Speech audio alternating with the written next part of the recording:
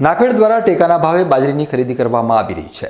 જોકે લાખણી ખાતેના ગુજરાત રાજ્ય નાગરિક પુરવઠા નિગમના ગોડાઉન ઉપર બાજરી ખરીદવાની પ્રક્રિયા હાથ ધરાઈ હતી, પરંતુ લાખણી તાલુકાના ખેડૂતોને 30 ડિસેમ્બરે મોબાઈલ મેસેજ મોકલી ટેકાના ભાવે બાજરીના વેચાણ માટે બોલાવી ટોકન નંબર આપ્યા બાદ ખેડૂતો પાસેથી બાજરી ખરીદવાનું બંધ કરી દેતા ખેડૂતોની હાલત કફોડી બની છે। આ મામલે અસરગ્રસ્ત ખેડૂતોએ લાખણી મામલતદાર સમક્ષ રજૂઆત કરી રોષ ઠાલવ્યો હતો।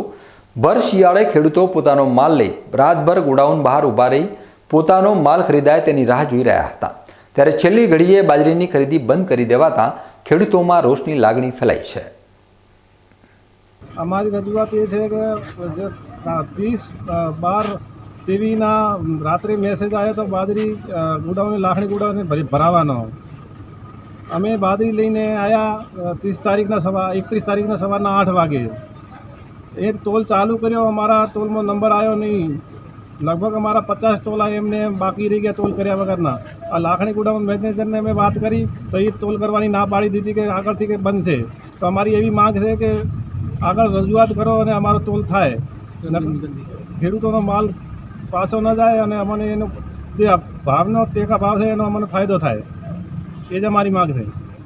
અમારે રાત્રે 30 તારીખના 12 વાગે મેસેજ છોડ્યા, લગભગ 12 વાગે અમે કણાયા હતા કે સવારે વહેલા સવારે તમે 8 વાગે લાખણી આવી જાજો ગોડાઉન। અમે 8 વાગે રાતના ટોલું ભરીને આવી ગયા કરી ગયા તો અમને 4 વાગે સુધી બારી લઈને રોડ બારી ઉભા રાખ્યા, પછી ટોકન આલીને અંદર લીધા। હવે અમારા માલ તોડતા નથી, તારા અમારા ટોલા 25 થી 26 પડ્યા છે ગોડાઉનની અંદર।